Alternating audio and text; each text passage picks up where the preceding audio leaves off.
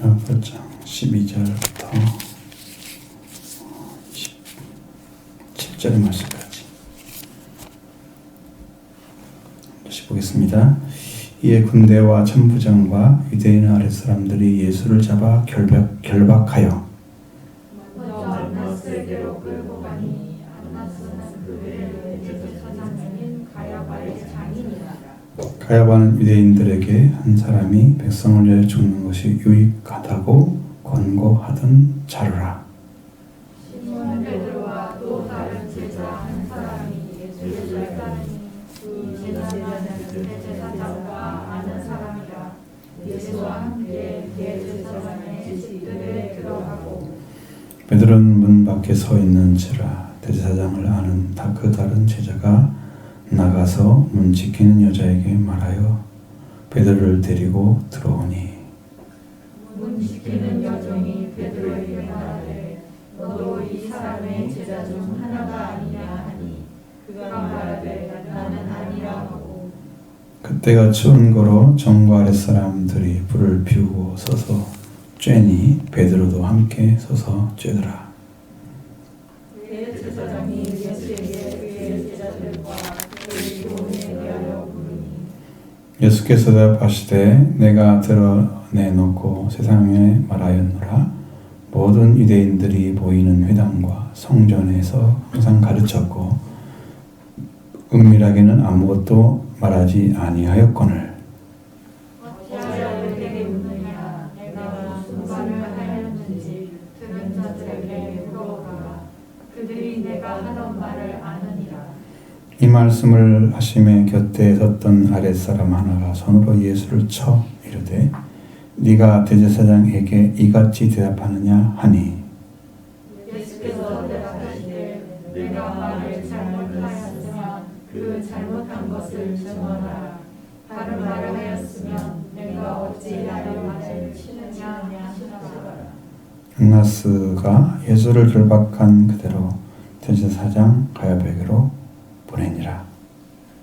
시몬 베드로가 서서 불을 떼더니 사람들이 묻되 너도 그 제자 중 하나가 아니냐. 베드로가 부인하여 이르되 나는 아니라 하니 대제사장의 종 하나는 베드로에게 귀를 잘린 사람의 친척이라. 이르되 네가 그 사람과 함께 동산에 있는 것을 내가 보지 아니하였느냐? 이에 베드로가 또 부인하니 곧 닭이 울더라. 아멘. 이 말씀까지 하겠습니다. 지금 예수님을 체포하기 위해서 체포조가 좀 왔습니다. 가룟 유다도 거기 껴 있었고 그들이 가지고 온 무기들이 몇 가지 있었죠. 그리고 등과의 뿔과 무기를 가지고 왔던데 사람들이 군대들이었다. 무기를 가지고 왔습니다. 그리고 누구를 찾냐고 물어볼 때 나사렛 예수라 말씀하시죠. 그러니까 그가 그 말씀하신 내가 그니라 할 때 그들이 불러가서 땅에 엎드러진다고 그랬어요. 예수님의 말씀 앞에 그 아들의 권세 앞에 그들이 다 무너진 거죠. 그렇습니다. 그리고 누구를 찾냐고 물어볼 때 다시 나사렛 예수라고 그랬습니다. 내가 너희들이 나를 찾는다고 그러니까 나와 함께 있는 사람들은 놓아줘라 보내라 이렇게 해서 제자들을 보내는 것은 성경대로 아버지께서 내게 주신 자 중에 하나 될지 아니하야 나의 하는 말씀을 이루려고 한 거다. 그러니까 자기는 죽어도 제자들을 지키는 그런 예수님의 그런 심정을 가지고 또 말씀을 이루는 자리에 서서 일을 하고 계신 거죠. 그리고 이제 시몬 베드로가 칼을 가져서 그걸 가지고 세상의 종의 귀를 쳤습니다. 그 사람이 말고라는 사람인데 그 귀를 쳤는데 여기는 이제 귀를 어떻게 했는가 말씀 안 하고 있잖아요. 다른 성경에서는 예수님이 발을 바로 손으로 집어서 귀를 붙였다고 나와있어요. 그리고 이제 말고라는 그 종은 이 말씀대로 하면 귀 하나 떨어져 살고 있을 거 아니에요. 떨어져서 근데 다른 성경에는 그 점을 고치면서 내 칼을 꽂으라, 칼집에 꽂으라 그랬습니다. 칼을 가진 자는 칼로 방한다. 그렇죠. 말씀을 가진 자는 말씀으로 살고 칼을 가진 자는 칼로 망하는 거죠. 그것은 사용하는 사람들에 따라 다르겠지만 분명히 여기서 쓰는 칼은 부엌칼이 아니잖아요. 사람을 죽이기 위해서 적을 죽이거나 살해하기 위해서 만든 칼이니까 그건 분명히 살해용이잖아요. 또 그런 그 칼을 가지고 있다면 죽이기 위한 것밖에 더 쓸모가 없는 거지. 그것은 그 칼을 가진 자는 칼로 방하는 거죠. 왜? 그걸 가지고 잘 쓰는 사람이 있으면 그것도 대결하고 싶은 사람이 있을 수 있잖아요. 항상 적이 생기는 거거든요. 잘하면 꼭 적이 생겨요. 그걸 가지고 있으면 그걸로 방하는 거죠. 아는 사람이 그걸 가지고 있으면 그걸 어디다 쓰겠어요? 적한테 쓰겠죠. 그럼 적이 또 우리한테 저놈들이 칼 가지고 우리 쳐들려고 한다. 그리고 싸우겠죠. 잘하면 이기겠지만 잘못하면 지는 거죠. 망하는 거지 칼로. 여기에서는 칼을 칼집에 꽂으라고 말씀하고 있습니다. 칼집에 꽂는 것은 싸움을 안 하는 것을 말하는 거고 칼을 뽑은 것은 칼을 가지고 싸우는 걸 말하는 거예요. 그러니까 예수님은 싸우지 말라고, 칼로 싸우지 말라고 그 얘기 해준 거죠. 그래 아버지께서 주신 잔을 내가 마시지 아니하겠느냐. 당연히 예수님은 자신에게 주어진 잔을 마시게 될 것입니다. 네, 그것이 예수님이 가시는 길이었어요. 삼위일체 하나님 중에서 이제 예수님이 나타나신 하나님이시면서 인간이 되신 그 모습으로 하나님을 아버지라 부르는 또 다른 하나님이 있는 것처럼 말씀하고 계시잖아요. 예. 그 하나님이 나타내서 영이 아니고 실제로 육으로 나타나서 일을 해주셔야만이 이제 속죄의 부활을 이루셔야만이 인류가 살기 때문에 그분은 그렇게 일을 해야만 돼요. 그래서 예수님은 그 잔을 마시라면 마셔야 돼요. 예수님 마실 잔은 특별히 이름이 안 붙어 있잖아요. 아버지가 주신 잔 그랬어요. 아버지가 예수님한테 잔을 뭘 주겠어요? 아버지가 주실 잔은 아들에게 주실 잔은 이 땅에 보내신 목적을 이루는 거죠. 그러기 위해서는 죽음의 잔을 주신 거예요. 죽음의 잔을. 예수님은 죽음으로 살리는 일을 하기 위해서 죽음에 들어가시도록 아버지께서 인도를 하신 거예요. 우리가 스가랴를 공부하고 보니까 하나님께서 죽음을 허락하셨다고 말씀드렸죠. 그게 나와요. 그것이 성경에 내가 여호와께서 이렇게 내 짝된 자총을 칠 것이다. 친다고 그랬어요. 누가? 하나님이. 그리고 양이 흩어지리라. 그것도 성경에 있는 말씀이 이루어진 대로 이루어지기 위해서 하신 거예요. 근데 그대로 이루어졌잖아요. 그 친분이 누구의 하나님이죠. 내가 치리니. 내가 친 하나님이 친 거예요. 대신에 3일 동안만 이제 예수님은 치셔서 죽음의 고난의 죽음을 들어가게 하시고 제자들도 나중에 예수님 부활하신 다음 찾아가셔서 다 회복시키는 일을 하시죠. 그 3일 동안이 고비였던 거죠. 3일 못 참으면 안 되지만 3일 동안이 고비였습니다. 그래서 이제 이 군대와 천부장과 유대인들이 아랫사람들이 예수를 결박하여 그리고 먼저 안나스에게 데려가는데 안나스는 그의 제사장인 가야바의 장인이라. 그러니까 장인이 제사장이었어요. 그 사람 제사장이었는데 그의 제사장은 가야바니까 가야바한테 가야잖아. 그런데 더 큰 어르신 장인이 계시니까 자기가 못하고 장인이 일을 다 처리를 하는 거죠. 그러니까 거기 먼저 데리고 간 거죠. 가야바라는 사람이 참 특이한 분이에요. 이런 생각을 하는 거죠. 유대인들에게 한 사람이 백성을 위하여 죽는 것이 유익하다. 그렇게 생각하기가 어렵거든요. 한 사람이 죽는다고 해서 뭐가 얼마나 달라지겠어요? 백성한테 유익하다고 하는 것은 백성이 엄청난 파급 효과가 있어야만 유익한 거죠. 백성이 어떤 좋은 결과가 나타나고 유익한 거죠. 예수님이 죽음으로써 유익하다고 하는 것은 예수님이 그의 죽음을 통해서 많은 일을 행하셔서 유대인들에게 영향을 미쳐야만 되기 때문에 그건 무엇밖에 없어요. 예수님이 죽으심이 어떤 일을 행해야만 되는 거지. 그 안에 그 알고 한 일은 모르잖아요. 지금 이 안에 내용이 없으니까. 예수님은 죽으심으로써 피를 흘리셔서 육체의 죽음이 죽어지고, 그래서 인류의 속죄가 거기서 이루어지게 하시고,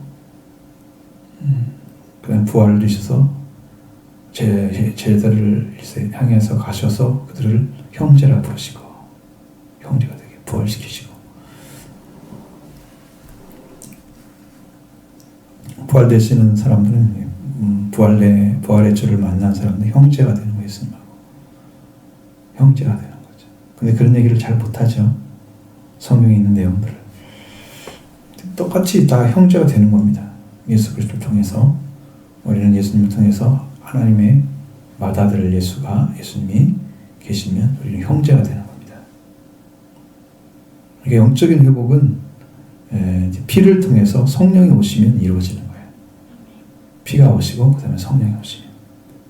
중간에 반드시 성령이 있어야 돼요. 불과 피와 성령이 있어요. 피가 있어야 되고 성령이 있어야 돼요. 그렇게 했던 건데, 시몬 베드로가 또 다른 제자와 한 사람이 예수를 따르니, 또 다른 제자라고 하는데 누구를 잘 모르죠. 누구인지는 이름이 안 나와 있지만 이 제자는 대제사장과 아는 사람이다. 그러면 제자는 제자인데 이름이 없는 12제자 이름은 있잖아요.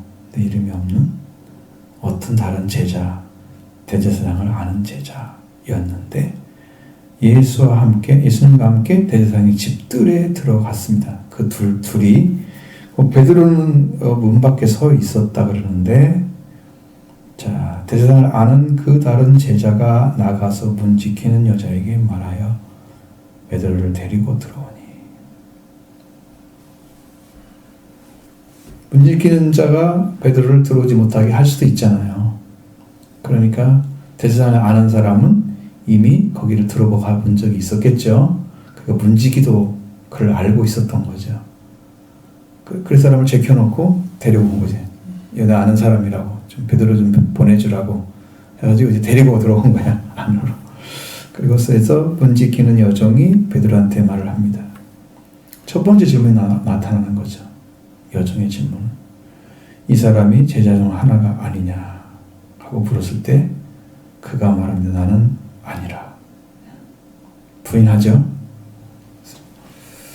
제자가 아닌데 왜 따라다녔을까요? 궁금하죠? 베드로한테 가서 물어보세요. 저도 좀 궁금하긴 한데 베드로님이 여기 안 계시니 참 왜 그랬을까? 근데 여기 누가복음에 보면은 사탄이 너를 물가루로 까부려고 했었습니다. 그걸 넘어뜨리려고 한 거죠, 목적이. 그러나 내가 너를 위해서 넘어지 않게 해서 기도를 했는데 너희는 그런 시험을 다 이긴 다음에 너는 형제를 굳게 세우라고 말씀하고 있잖아요. 그래서 예수님이 이미 알고 있었던 것이고 또 그대로 이루어졌던 건데 베드로는 그걸 행하고 있는 모습 자신이 자각을 못하고 있는 건지 아니면 다른 영에 의해서 움직이는 건지 모르는, 그 어떤 것에 의해서인지 모르는 예수님을 부인하는 일을 하고 있단 말이에요, 지금. 그게 특이한 일이죠. 그런데 이것은 아마 굉장히 분위기가 강한 사람들은 어느 분위기에서는 이 말하고 어느 분위기에서는 저 말하고 이런 사람들이 있잖아요. 그러니까 말은 참 좋아. 이 사람한테는 여기다 맞추니까 이 사람도 좋아하고 이 사람도 좋아해. 나중에 말 맞추면 이 사람하고 이 사람은 적이야. 다른 말을 해서 서로. 그런 곤란하잖아요. 그러니까 분위기를 타는 사람도 있어요. 대중에 사는 사람들 중에. 베드로의 성품적인 부분이 있지 않는가. 코버스티 도미노라는 영화가 나오잖아요. 거기에도 베드로가 예수님 로마로 이제 가고 계셨고 영화에서는 베드로는 그 자기가 거기 로마로 가면 죽을 것 같으니까 도망가고 있었잖아요. 그러니까 거기서 베드로한테 너는 어디로 가냐? 난 로마를 떠나 나한테 가고 있다. 그러니까 코바스 도미노 나는 내가 십자가에 죽으러 간다고 하고, 그러니까 원래 이제 주여 어디로 가십니까? 라는 의미잖아요. 얘기하고 예수님은 가니까 나중에 알게 된 거지. 그 예수님을 알고 되고 그래서 나서 십자가에 거꾸로 못 박혀지러 가는 그 장면이 나온단 말이에요. 그러니까 베드로는 결단적인 사람이 아니고 어떤 분위기에 의해서 움직이거나 그런 성격을 가지고 있는 것 같아요. 조명을 해보면 그리고 또 예수님이 십자가에 부활되신 다음에 갈릴리 디베랴 바다, 갈릴리 바다라고 하고 디베랴 바다라고 하는 그곳에서 만났을 때도 베드로가 하나님과 관계에 삐뚤어진 것처럼 예수님께서 물어보는 거죠. 네가 다른 사람이 나를 사랑하느냐? 이렇게 물어보잖아요. 아가파오로 물어보잖아요.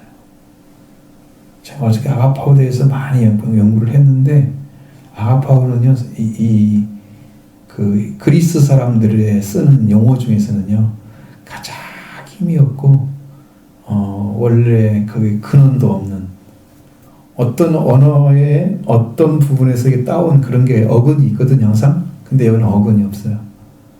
그래서 에로스보다 못한 단어로 사용되고 있는 거야. 근데 우리는 아가파오를 쓴단 말이에요. 그냥 일반적인 사랑이나 이런 것들도 쓸 수도 있고 그래요. 하나님의 사랑이라고 우리는 꼭 얘기하는 것은 그걸 써. 에로스는 아니기 때문에 그걸 쓸 수가 없어. 필레오도 쓸 수가 없어. 무정적인 거. 응? 그러니까 쓸 수가 없는 단어를 갖다 쓰면 안 되잖아요. 그러니까 아가파오를 쓰는 거예요. 근데 아가파오로 물어봐. 베드로는 필레오로 대답해. 나는 우정적으로 당신을 사랑합니다. 그러니까 이 사람의 신앙은, 진짜 신앙은 변질되진 않았어. 근데 예수님을 부정해서 배반했다는 그것 때문에 예수님하고 관계가 삐뚤어진 거지. 그게 나는 필레오로, 나는 우정적으로 나는 당신을 사랑합니다. 왜? 우정에서 삐뚤어진 거야. 신앙이 삐뚤어진 건 아니야. 그러니 다시 돌아오게 해서 그에게 이제 그죠. 이런 내용 자체가 어떤 분위기에 의해서 움직이는 그런 것들이 많이 보이잖아요. 그런 걸 막 숨겨지고 있는, 자기가 숨겨지고 있는 사람처럼 나는 이제 이렇게 해서 예수님 따라갈 수가 없어. 나는 부끄러운 사람이야. 하고 도망친 거지. 그런 분위기 잘 따라갔지. 그래서 예수님 찾아가가지고 그렇게 하신 거죠. 이런 거 보면 베드로가 부인하게 된 동기도 거기에 중압적인 분위기나 이런 것들이 너무 압도적으로 나오고 예수님은 완전한 죄인으로 가는데 거기다가 내가 예수님이 제자다 하는 것을 말할 수 있는 정도는 못 되는 거죠, 신앙이. 그러니까 나는 아니라, 난 제자가 아니야. 그런 분위기를 한 거죠. 그래서 첫 번째 부인을 했습니다. 그때가 추움 때문에 종과 아랫사람들이 불을 피우고 있어서 쬐고 있는데 베드로도 함께 거기서 쬐고 있어요. 이게 무슨 의미입니까? 부인하고도 그 사람들과 함께 있는 것처럼. 만약에 거기에 예수님의 제자라고 하는 위치에서 이야기를 하고 거기에 섞여 있을 수는 없었을 거예요. 그러니까 아니라고 했으니까 거기 섞여서 같이 있는 거죠. 자기 위장이죠. 자기 정체를 숨기고 거기서 서 있는 거죠. 어떠셨을까요? 괜찮았을 것 같아요?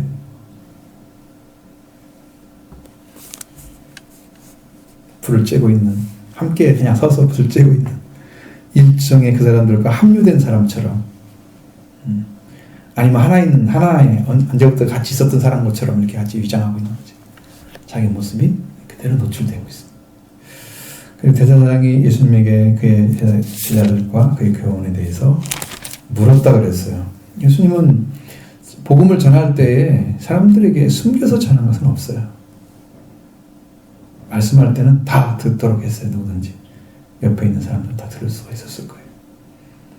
나는 들어놓고 상이 말했다. 모든 유대인들이 모이는 회당이나 성전에서 항상 가르쳤다. 명령 기자할 때 5,000명, 4,000명 모일 때 모았잖아요. 사람들이 모였을 때 다 얘기하고 그렇게 했단 말이죠. 은밀하게 아무것도 하지 않았는데 어찌 내게 묻느냐? 내가 무슨 말을 했는지 사람들이 다 알 거야. 회중들이 그들에게 물어보라고. 내가 하던 말을 알게 될 거야.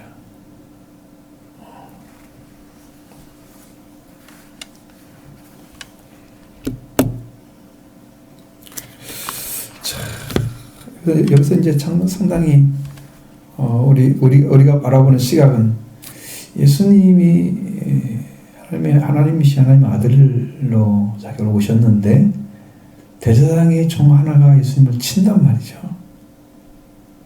그러면서 그의 대제사장인데 네가 이렇게 막말한 것처럼 할 수 있느냐고 대들고 있는 거잖아요. 너는 하나님의 아들한테 지금 대들고 있는 거잖아. 그죠? 그러면 뭐가 문제인가를 지금 파악을 해야 되는데 예수님은 그런 문제에 대해서 그렇게 자기가 하나님이라는 걸 보여주지 않아요. 권세를 나타내지 않아요. 그들에게. 세상의 왕족이었으면 이렇게 숨겨서 왔다가 내가 한 대 맞았다고 하면 내가 누군 줄 알고 어떤 아픈 짓을 이렇게 하면 당장 잡아놓으라 하고 들고 갔을 거예요. 세상의 왕만 돼도 조금 고관에 있지만 있어도 예수님 그런 말 자체를 꺼내지는 않으시는 거예요. 그러니까 일반 사람들과 똑같은 자리에 서신 거죠. 다만 묻잖아요. 내가 말을 잘못했으면 잘못한 증언을 해야지. 바른 말을 했는데 네가 왜 나를 치냐? 그 증언을 해야지. 그 말 잘못했다고 한데 탁 치는 거잖아요. 잘못한 말을 얘기를 해야지. 친다고 하는 것은 권위 앞에 무릎 꿇으라는 얘기잖아요. 누가 무릎을 꿇어야 되겠어요? 대제사장이 꿇어야 되겠죠. 정은 뭐 말도 할 것도 없고 누가 누구 앞에 무릎을 꿇으라고 그러는 거지. 전혀 안 되는 말, 안 듣는 말이죠. 그리고 이제 안나스 회수를 결박해서 그대로 대제사장 가야바에게 보냅니다. 왜? 안나스가 처리할 일이 아니고 먼저 안나스에게 보낸 거죠. 먼저 데리고 온 거죠. 사실은 그의 대제사장인 가야바가 처리를 해야 되겠죠. 그 문제에 대해서. 자, 두 번째 시몬 베드로의 얘기가 나오잖아요. 또 밖에서 서서 불을 또 쬐고 있습니다. 사람들이 또 물어봅니다. 너도 그 제자 중에 하나가 아니야? 베드로가 부인합니다. 나는 아니라. 지금 뭐에 대한 얘기만 계속 묻고 있어요? 앞에서도 이 사람이 제자 중 하나가 아니냐. 너도 이 사람은 제자 중 하나냐. 이 사람이 누구예요? 예수님. 예수님이 제자예요. 너도 이쪽 예수님의 제자가 아니냐. 제자 중 하나가 아니냐. 이렇게 묻는 거고, 여기서도 너도 그 제자 중 하나가 아니냐. 또 물어보는 거예요. 똑같은 질문을 해요. 마태복음에는 전혀 다른 질문을 하고 있거든요. 그럼 왜 다른가? 그게 그 성경을 참 이상하게 볼 수 있는 부분도 있고, 좀 이렇게 다양하게 볼 수 있는 부분도 있어요. 그렇게 얘기하는 것은 거기에 예수님의 제자였지만 그가 무엇을 부인하면서 예수님을 마치 자기와 아무 관계가 아닌 것처럼 이야기하고 있는지에 대해서 포커스를 맞춰가지고 그것을 지금 얘기를 해주는데, 여기는 딱 한 가지 제자에 대한 얘기만 한단 말이에요. 그 차이가 있다는 거죠. 그렇게 그것을 보시면 더 정확하게 알 거예요. 자, 그렇게 해서 나는 아니라 또 그랬습니다. 사람이 정말로 예수님 죽는 데까지 갈 수 있을까요? 예수님을 사랑한다고 하면서 예수님을 사랑하는 자리에 자기 목숨을 걸고 죽음에도 같이 가고 같이 죽고 감옥에도 같이 가겠습니다 라고 했던 베드로의 모습은 사라지고 그야말로 자기 자신의 꼬리 내리는 멍멍이처럼 꼭 죽어가지고 아무 말도 못하고, 너 그의 제자 맞지? 너 그 중에 하나 아니야? 그때는 아니라고. 하나 그런 사람 아니라고 부인하는데 극복하고 있는 모습 보여주잖아요. 여러분, 예수님 앞에 자기를 부인하라고 한 거지 자기가 예수님 모른다고 부인하는 건 아니잖아요. 그러니까 이 부인을 거꾸로 하고 있는 거잖아요. 지금 예수님이 따라가야 할 제자가 예수님을 부정하고 있는 것은 그의 심령 가운데 어떤 분명한 흔들림이 강하게 나타나기 때문에 그는 그 예수님을 모른다고 하면서도 아무렇지도 않은. 여러분 거짓말할 때 심령은 어때요? 거짓말 해보셨잖아요. 꺼림칙 하나요? 두근두근 하나요?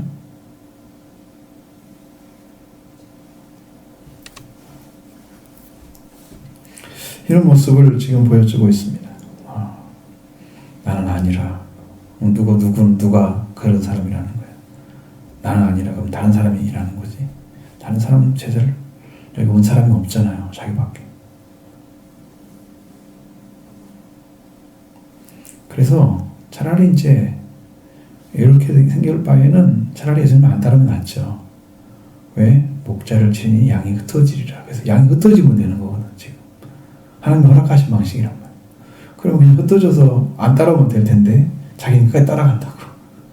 그렇게 해놓고 이렇게 되니까 아주 어떤 자기 인생의 한 획이 거질 때 나는 예수님을 부인하는 자야.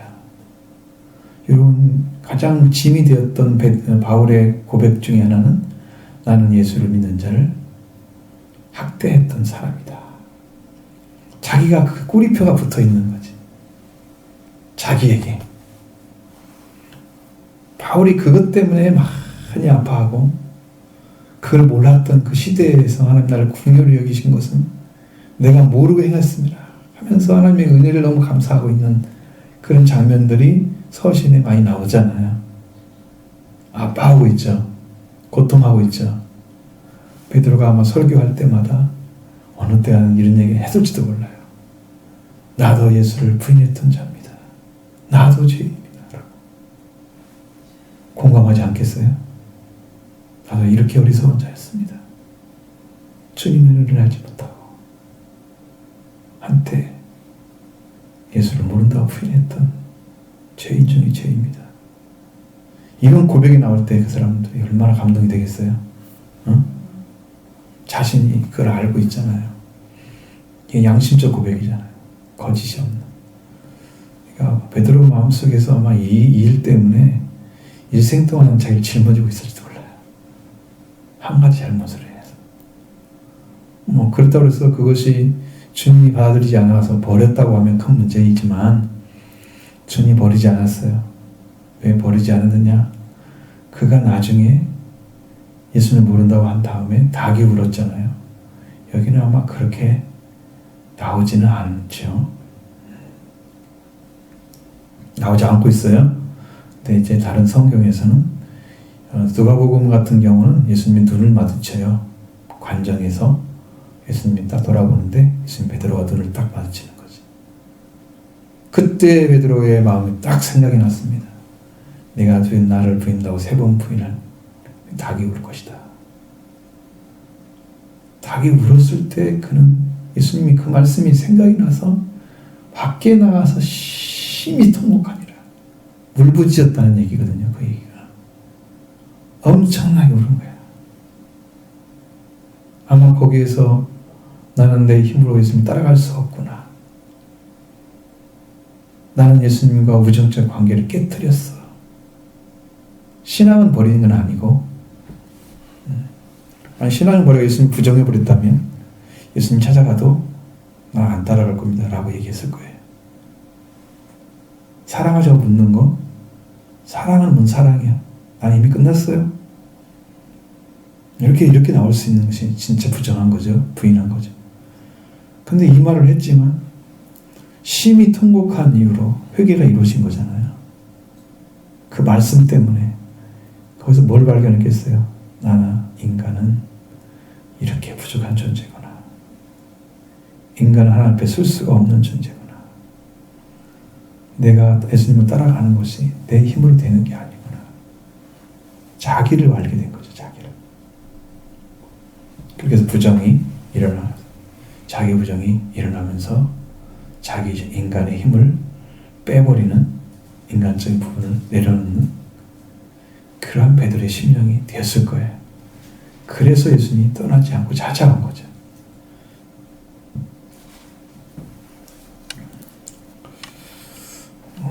그러니까 예수님의 사랑과 은혜는 바로 여러분 어떤 사람이 멸망을 받느냐, 어떤 사람이 구원을 얻느냐 동일한 것을 선상에 놓고 보면 또 어떤 사람이 버림받느냐 하는 것을 이렇게 딱 선상에 놓고 보면 거기에서 회개하는 사람은 망하지 않아요.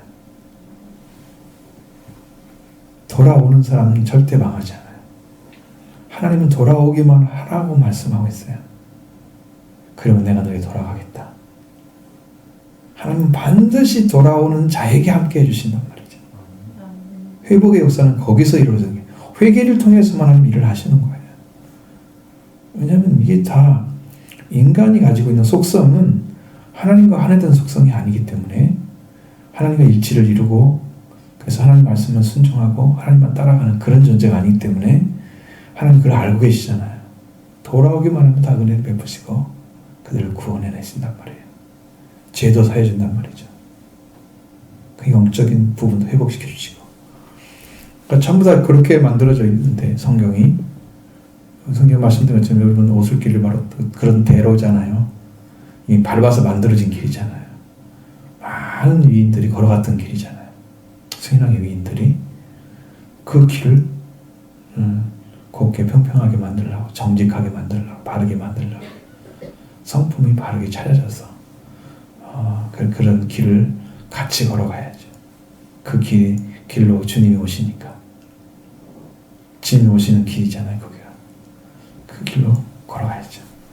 그래서 하나님 나라에 들어가는 침노한 자가 된 것입니다. 그 길을 걷는 것처럼 그런 것처럼 베드로한 사람도 그런 이 우여곡절 길을 가고 회개하고 돌아왔기 때문에 주님이 그를 다시 사용하게 돼서 양을 맡기는 일을 하잖아요. 내 양을 치라. 그러죠. 내 양을 먹이라. 내 어린 양을 먹이라. 내 양을 치라. 그러니까 주님이 어떤 사람에게 양을 맡기겠어요? 예수님을 사랑하는 사람. 예수님을 사랑하지 않는 사람이 자기 일을 하기 위해서 교회를 세운다 그러면 설립한다 그러면 그것은 사람들이 보기에는 아주 열심히 있고 목회 프로그램이 참 좋고 훌륭해도 여기서 주님의 제자가 탄생하지 않으면 주님 원하시는 교회는 아니고 심각한 오류를 범하는 것입니다.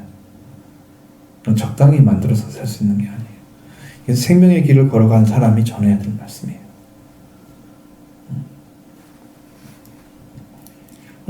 제대로의 부인은 그를 절망과 멸망으로 끌고 가는 그런 결과가 오지 않았기 때문에 하나님께서 그게 지금 받아들이지 않으셨기 때문에 그래서 산 거죠. 만약에 그런 부인이었으면 그래서 예수님을 이렇게 부인했으면 베드로는 다시는 돌아올 수 없는 자리에 서 버릴 거예요. 통곡하기는커녕 내가 예수 계시 따라왔네 후회하고 돌아갈지도 몰라요. 그런 자리가 아니었다는 거죠. 자, 그렇기 때문에 신앙이 부인된 게 아니라는 사실이죠. 그리고 다시 돌아오겠죠. 나는 아니라 그러는데 자기가 아니라고 하는 그 자리에 스스로가 서 있으면서도 그것이 아직은 감지된 게 아니죠. 3번 부인하고 닭이 올 때 회개가 일어나는 거지. 닭이 올 때 생각이 났다고 그랬어요. 닭이. 베드로가 3번 부인하자 곧 닭이 울더라. 여기도 지금 베드로가 또 부인하니 곧 닭이 울더라 그랬잖아요. 이 닭 우는 소리가 들려와야 회개가 일어난대요. 이게 주님의 음성이거든요. 영으로 보면 우리의 약함을 보여주는 연약함을 보여주는 소리입니다.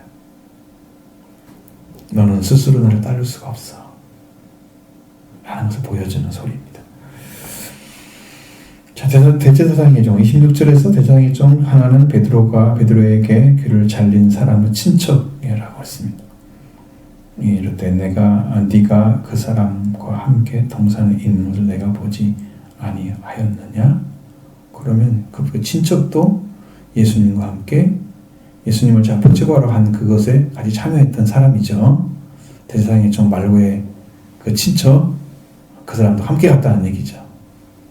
가서 베드로가 서 있는 것을 봤단 말이에요. 이렇게까지 얘기하는데도 베드로가 또 부인하니 이렇게 단 말이에요. 증거를 대고도 이 말을 진술을 정확하게 했는데 본 것까지 다 얘기했는데도 자기는 아니라고 했단 말이에요. 여러분, 거짓말을 하게 되면요, 거짓말은 또 거짓말을 낳습니다. 마귀는 거짓말쟁이죠. 처음부터 거짓말한 거죠. 그래서 그는 살인자, 처음부터 살인한 자예요. 거짓말쟁이라. 거짓말을 참말처럼 지어내서 자기 말로 사용한다 그러세요. 그러니까 걔는 한 번 하나님께 거짓말하고 잘못된 것을 가지고 계속 거짓말하다가 진짜 거짓말쟁이가 되어버린 거예요. 이게 한 번 잘못하면 이렇게 되는 거예요. 그러니까 베드로도 더 이상 부인하지 않을 수가 없는 상황이 자기가 한번 부인함으로써 계속 만들어지고 있는 거고, 처음 부인한 게 문제가 되는 거예요. 그래서 한 번 어디를 잘못 가면 거기에 가게 되면 한 번 가면 두 번 갈 수 있고 세 번 갈 수 있어요. 그게 문제인 거예요.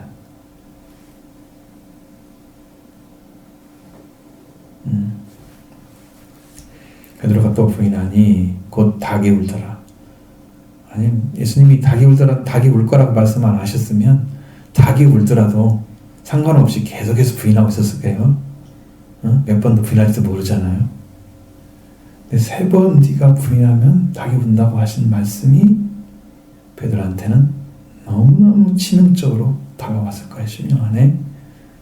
그리고 그 말씀이 기억이 나자마자 나가서 땅을 치며 통곡을 했겠죠. 그 모습 속에 베드로의 신앙이 담겨져 있습니다.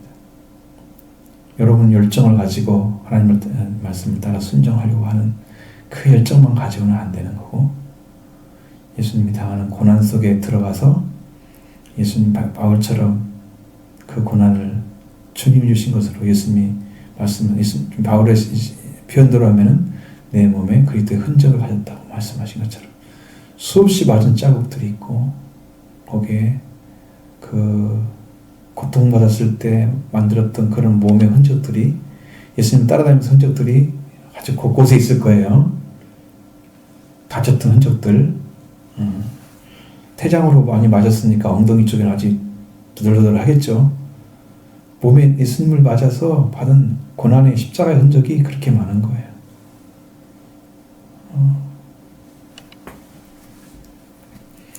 자, 그렇게 고난을 받아서 가야 될 길이 베드로에게 남아있는데, 베드로가 그런 자리에 세워졌을 때 예수님을 부인하지 않고 따라갈 수 있는 조건이 뭐야?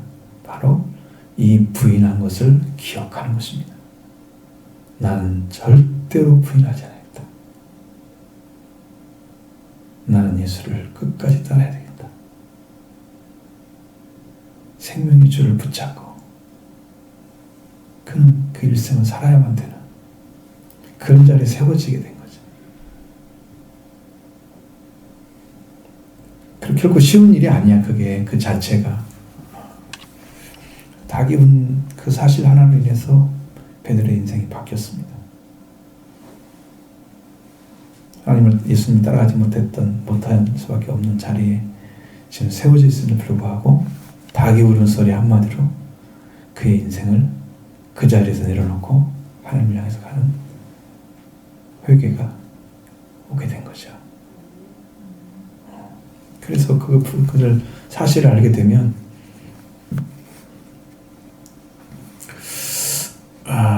우리가 믿는 믿음은 언제 예수님을 부인하게 되냐 그러면 여러분 예수님을 따라가는 거잖아요. 따라간다고 생각하시죠? 그렇게 믿고 있죠? 근데 이제 우리가 예수님 말씀을 따라갈 때 선택을 하잖아요. 어느 때 이 말씀 주셨는데 이 말씀 선택해야 되는데 내가 선택하지 않으면 그 말씀을 부정하는 거죠.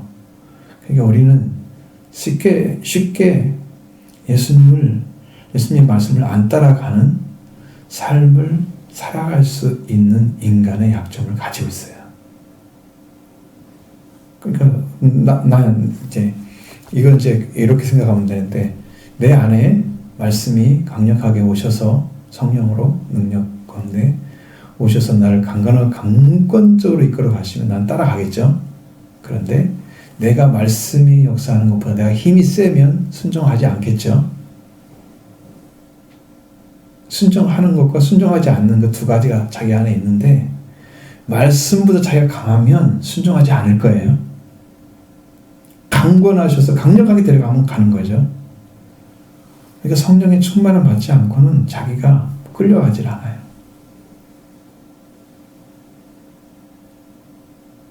그래서 비슷하게 힘이 겨눠지면, 여러분 천척을 가서 이렇게 해서 재니까 어디 발목에 있었고, 그죠? 물이 청량을 하니까 그다음에 무릎에 있었고 허리에 있었고 나중에 창의를 했어. 자, 우리 신앙이 이 성령을 통해서 은혜의 여기 절반까지만 가더라도 아직 순종하지 않는 거예요. 나의 힘하고 성령의 힘하고 또 비슷해. 그럼 육체의 일과 성령의 일이 비슷하게 되지면 어느 때는 성령의 순종은 같지만 어느 때는 육신의 일을 섞는 거예요. 그래 육신의 일도 아니고 성령의 일도 아닌 일을 행하는 거야. 뭔 열매가 맺어지겠어요? 성령의 열매 맺어질까요? 안 맺어져요. 이 일도 안 되고 저 일도 안 되게 만들어져요.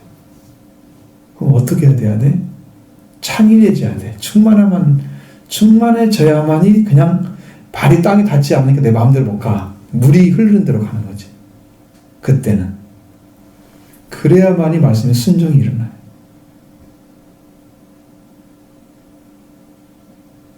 그 전까지는 순종이 아니라 따라가다가 내 힘이 내 생각이 딱 그러면 돌아설 수도 있는 인간이 그런 존재예요.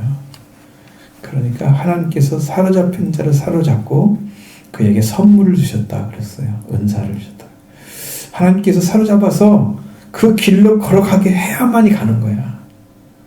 우리 인간의 존재가 그렇게 약한 거예요. 그냥 베드로를 욕하지 마시고 여러분도 예수님의 말씀을 불순종할 수 있는 얼마든지 그런 가능성을 가지고 있는 거니까 내가 이 말씀 보면서 나는 어떻게 살고 있는지를 거기다 집어넣으세요. 정말 말씀에 순종하는 따라서 살아가고 있는지, 아니면 나의 약함 때문에, 나의 부족함 때문에, 연약함 때문에 내가 못하고 있는지 자신을 보면 쉽게 베드로를 욕하지 못하고 정죄하지 않을 겁니다. 배워야지요. 왜 넘어졌는지를 알아야 우리가 안 넘어지죠. 실패를 봐야 성공을 할 수 있죠. 그 실패는 성공의 어머니라고까지 얘기를 했잖아요. 신앙의 실패를 많이 한 사람들이 아주 튼튼하게 서 있더라고. 근데 실패를 안 한 사람은 잘 서 있지를 못하더라고. 탕자도 가서 다 탕진하고 오니까 아버지 것이 귀한 걸 알잖아요. 근데 그 안에 있는 형은 귀한 걸 모르잖아. 그냥 그 형제를 갖다가 아버지의 것을 다 돌아온 형제라고도 않잖아. 동생이라도 하지 않잖아. 그가 돌아오니 소를 잡았으면 난 엠수새끼 한 마리도 안 잡아주든 이러면서 아버지가 귀한지 모르고 아버지 걸 누리지도 못하는 그런 신앙을 가지고 있는 거죠. 자기 정리가 안 된 거예요. 자기가 정리가 딱 돼서 내가 이거 살면 안 되겠구나 라는 게 정리된 사람들이 훨씬 큰 것을 가지고 잘 살아갈 수 있어요. 실패를 하시는 것은 성공할 수 있는 길이 훨씬 넓어지는 거예요. 여러분도 부족함을 알고 연약함을 알고 나를 내려줄지도 알고 정말로 길을 한번 걸어가서 생명의 길도 걸어갈 줄 알고 그런 믿음을 크게 가져야 돼. 응? 조그마한 곳에서 나는 말씀 지키고 열심히 살았어요. 이것만 가지고는 안 된다는 거지. 너무 좁은 세계에 사는 거지. 그러니까 수없는 사람들 다가와도 문제가 생겨도 그것들을 긍정적으로 보고 하나님 안에서 어떻게 해결해서 은혜의 길로 인도하고 따라갈 것인가라는 것을 알아야 돼. 베드로같이 이렇게 많은 사람들이 같이 운집해 있는 상태에서 자기가 내가 그리스도의 내가 예수의 내가 제자야 이 말을 못하는 것처럼 우리도 지금 그런 자리에 서 있을 수 있단 말이죠. 그렇게 되지 않게 해서 많은 경험들 말씀에 순종한 이런 삶이 굳건해지고, 어느 세대는요 말씀이 충만한 것 같잖아요. 어디만 갔다 오면 다 깨져가 와요. 아무것도 안 남아있어. 그들의 힘이 나보다 강한 거야. 그 내가 패배자가 되었고, 패배를 많이 해봐야 돼요.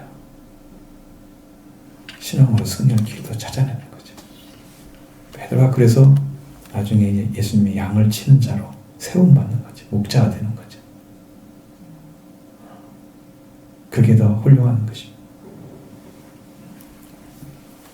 하나님의 말씀에 따라서 우리 자리라면 여러분 점검해 보시고, 나는 어떻게 예수님을 따라가고 있는지를 한번 여러분 생각하시면서 성령도 가르쳐 주시면 이렇게 회개하게 하시겠죠. 저 은혜 자리에 들어가길 원합니다.